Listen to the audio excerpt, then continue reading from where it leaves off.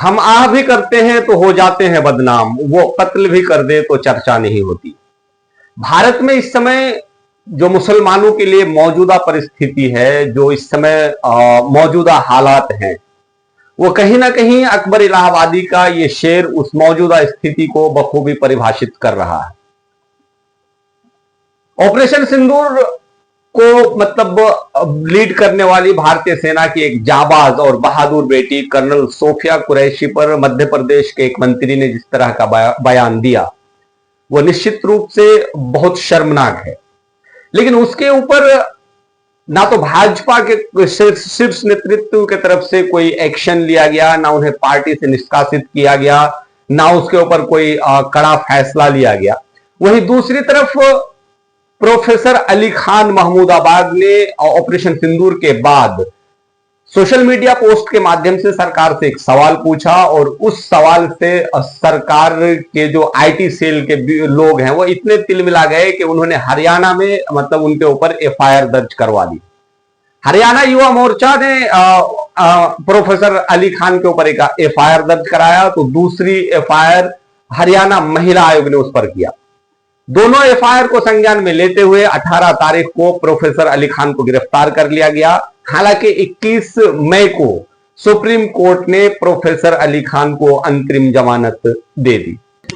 अब इन दोनों घटनाओं के बारे में जान लेने के बाद कोई भी एक सच्चा भारतीय जो जाति और धर्म से ऊपर उठ करके इस घटना को देखेगा तो वो यही कहेगा कि यहां पर सीधा सीधा मुसलमानों को टारगेट किया जा रहा है। इतने बड़े ऑपरेशन को सफल अंजाम तक पहुंचाने के बाद एक मुस्लिम कर्नल सोफिया कुरैशी पर जिस तरह से भाजपा के मंत्री ने विवादित बयान दिया, उसके ऊपर एक्शन ना लेकर के उसको बचाने के पक्ष में बीजेपी के मंत्री मैदान में उतर गए। तो दूसरी तरफ प्रोफेसर अली खान के केवल एक सोशल मीडिया पोस्ट से सरकार इतनी डर गई कि उसे अरेस्ट तक करवा दिया।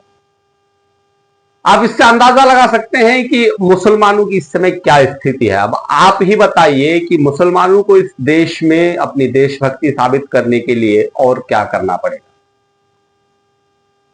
जो भी कुछ मुसलमानों के साथ इस समय हो रहा है वो निश्चित रूप से चिंताजनक है। और अब एक देश में जहां मीडिया पूरी तरह से सरकार के लिए काम कर रही है और सरकार से सवाल नहीं पूछ रही है बल्कि विपक्ष से सवाल पूछ रही है, उस देश में अगर देश के आम नागरिक सरकार से सवाल करेंगे और उन्हें इस तरह से डरा धमका करके गिरफ्तार करवा दिया जाएगा, उनके ऊपर एफआईआर करवा दिया जाएगा, तो क्या अब लोकतंत्र में सरकार से सवाल भी नहीं पूछा जा सकता? अगर एक लोकतांत्रिक देश में सरकार से सवाल नहीं पूछा जाएगा तो फिर किससे सवाल पूछा जाएगा?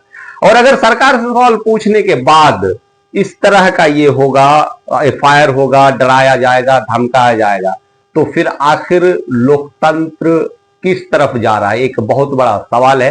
आप वीडियो को देखिए और मतलब दो तीन घटना के बारे में जो मैंने जिक्र किया उसके ऊपर गौर कीजिए, थोड़ा समझिए और देखिए कि मुसलमानों के साथ वास्तव में क्या क्या हो रहा है।